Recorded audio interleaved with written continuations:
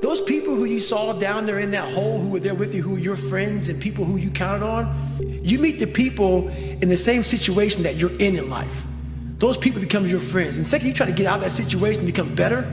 Those people are in that grave, in that dungeon, just yanking at your heels, man, saying, get the back. Oh no, come on back here, Yeah. You ain't gonna make me feel like shit, right? You getting out of this hole. Who the do you think you are? So I get that all the time now. People would constantly remind me of who I used to be back in the day. And they always come out of the woodworks, man. It's easy to give up. Hell yeah. It's the easiest thing in the world to do. I'm done. I ain't going. I ain't gonna keep going. Yeah, I don't feel like going to work. I'm done. Yeah, man. It's easy. It's very easy. But what's hard is going, yo, yesterday I got nothing from working as hard as I could. Nothing happened from that. I'm gonna do the same thing again today, but I'm gonna try to go harder.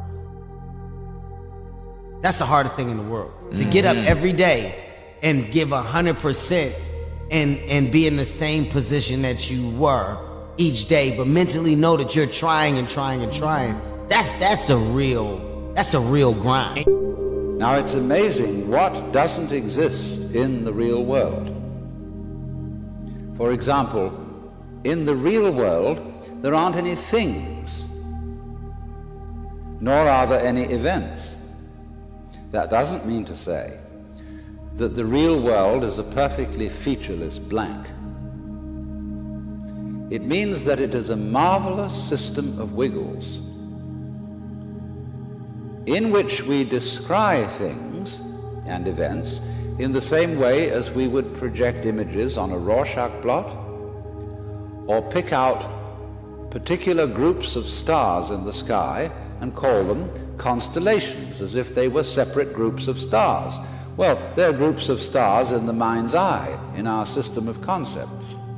They are not out there as constellations already grouped in the sky. Find something. Find a thing that you genuinely enjoy, because getting good at things you genuinely enjoy is extremely beneficial, because it lets you know that, like, everybody thinks they're a loser. Every young person thinks they're a loser. At least a young person in the situation I was at. Like, I didn't know I wasn't a loser until I started winning, until I started doing martial arts. Martial arts taught me that, like, I could get better at stuff, that I wasn't really a loser. I just was someone who was, like, in a situation. But you could channel all that energy that you have as a young person into something and get better at it. Your brain is the most powerful weapon in the world. Once you put away your phones and your computers and all that we have nowadays, yeah, that's great. We're up to date.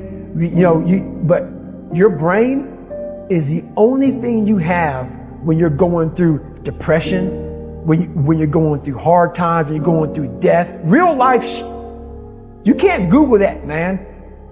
You're alone.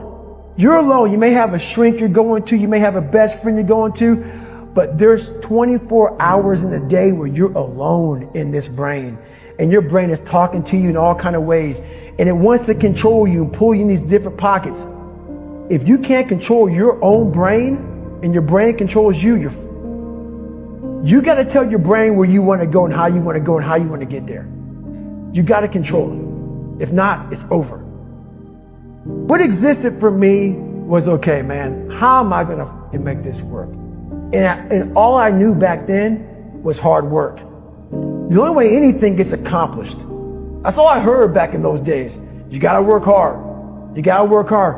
I'm not getting I can't get this paragraph. I can't remember what the f***'s in this paragraph to pass this test to get in the military. Read again. Still not getting it. Read again. But if you're not getting it, write it out. And that's how I started learning. Okay, well, I got to write out everything I do. And then write it out again. And write it out again. And guess what happened? I got it. I can't swim. I'm negative buoyant. Go back again. I can't swim. Go back again. Go back again. Go back again. I got it. Is happiness the purpose of life? No, absolutely not. The purpose of life is to be competent and successful. If you try and base your life and your mentality purely around how happy you are, you'll end up hedonistic and destroyed. I think that as a man, your happiness comes from feeling respected over feeling loved. And the reason perhaps you're happy now is because you have more respect for yourself because of the decisions you're making. And you have self-respect. Yeah. And I think that a lot of men, even if they have self-respect, if nobody else respects them, they're struggling. I have no interest in being happy. I wake up and say, how can I be proud of myself? What can I achieve that makes me proud of myself? How can I do things that make other people respect me and are proud of me? How do I have a day which I complete when I come home? The woman who's in my house says, wow, there's no man like you. How do I live a life so my children look at me and go, Dad's a superhero? How do I make my mother call me and say, I couldn't possibly be more proud of you? I have duties to complete. I have to live the exact same life regardless of how I feel. So for me, happiness is not a good indicator on how life should be lived. But happiness to me is a super interesting concept because when people come to me and say, I'm not happy, I say, why should you be happy? They're like, what do you mean? It's like, who told you you should be happy all the time without working for it? Happiness is at the top of a mountain somewhere. You ain't been anywhere. You haven't even climbed it. Nobody cares about men being happy. We talk about women being happy. We want children to be happy. If you look at a full-grown man on Christmas morning, he's smiling because his wife is smiling. He's smiling because his children are smiling. Nobody even buys him anything. What do they buy the dad? Socks? Nobody cares about men being happy. So why do you as a man care about you being happy? That's how you're going to fall into these traps. Number one, I shook hands. I want to honor my handshake. I would have, had I not shaken hand, I would have really listened to Jim. So that's important. Number two is sometimes in life to be successful, oftentimes, most of the time, you have to follow your instincts. You have to follow your gut. You have to. Your parents may say wrong, your whoever may say wrong, but you have to do it. Now, speaking of that, you've got to love what you do. And I've seen so many instances where people with great talent went into things that they didn't love and they failed. I would always say to people, and I'd see people, and I'd say, you got to love what you do. Because you know, if you love what you do, you work harder. But it's not work. I just bought Doral. I was telling Jerry, I just bought Doral, 800 acres in the middle of Miami, gorgeous. I'm so excited, I want to fix it up. I love taking things and fixing, taking things and building. I love building. I almost like fixing better because if you're smart, if you're really smart, you can save a lot of money. When the building is there, the foundations are built, the steel is up, the walls are up, and then, you have people say renovation costs you more money. Those are people that aren't smart people. I know that for a fact you renovated a couple of buildings here and did very well, that you could never, ever do. You won't necessarily succeed at everything the first time you try. That's okay. Some of the most successful people in the world are the ones who've had the most failures. J.K. Rowling, who wrote Harry Potter, her first Harry Potter book was rejected 12 times before it was finally published. Michael Jordan was cut from his high school basketball team. He lost hundreds of games and missed thousands of shots during his career, but he once said, I have failed over and over and over again in my life, and that's why I succeed. These people succeeded because they understood that you can't let your failures define you. You have to let your failures teach you. You have to let them show you what to do differently the next time. So if you get into trouble, that doesn't mean you're a troublemaker. It means you need to try harder to act right. If you get a bad grade, that doesn't mean you're stupid. It just means you need to spend more time studying. I came with this thing called perform without purpose.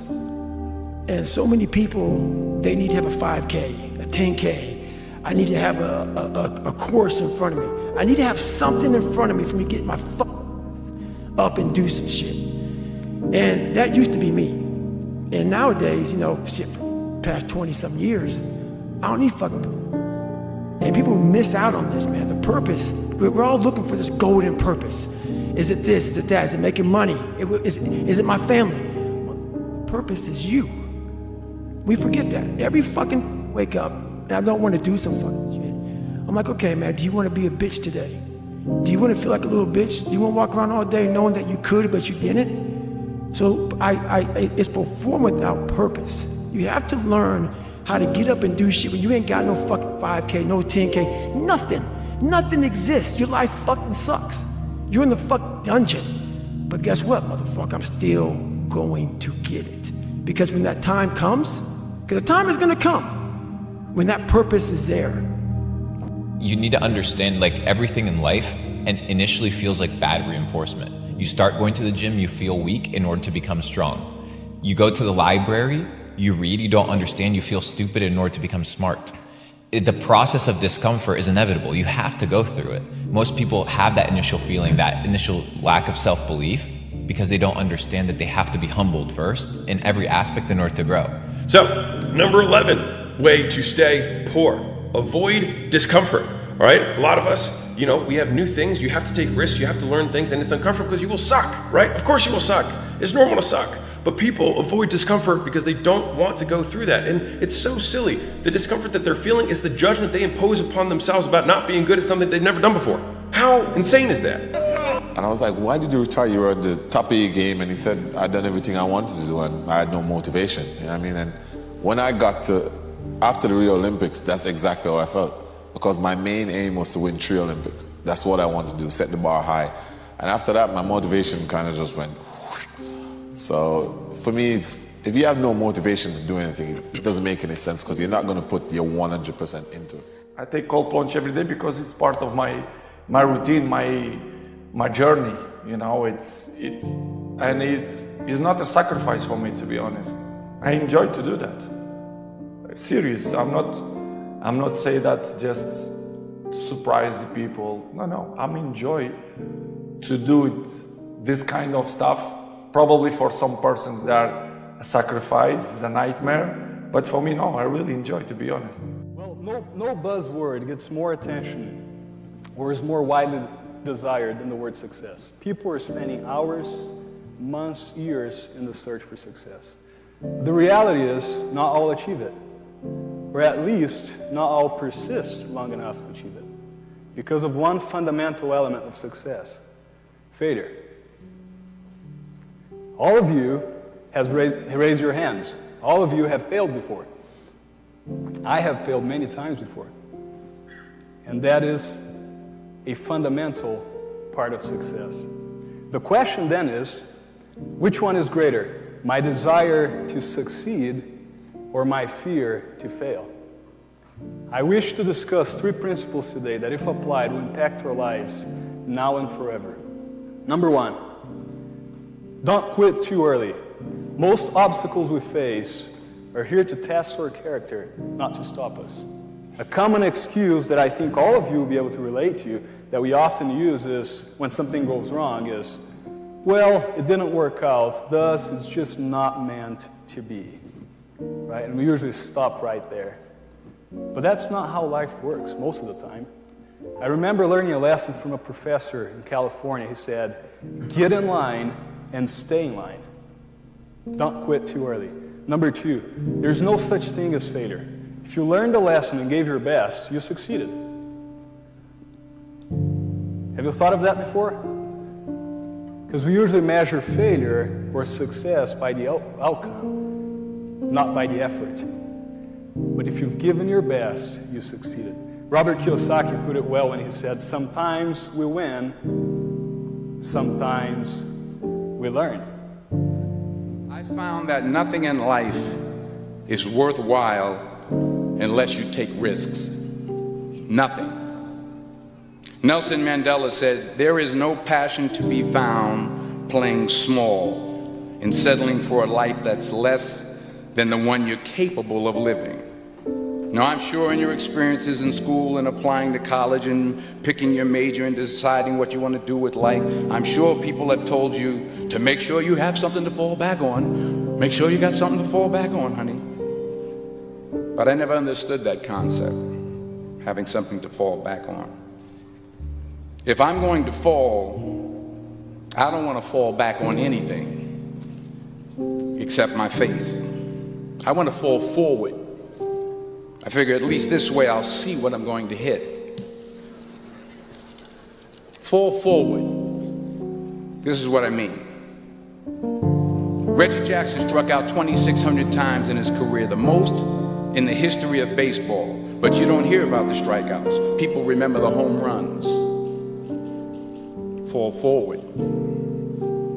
Thomas Edison conducted 1,000 failed experiments. Did you know that? I didn't know that.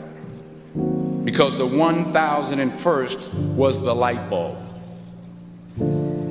Fall forward.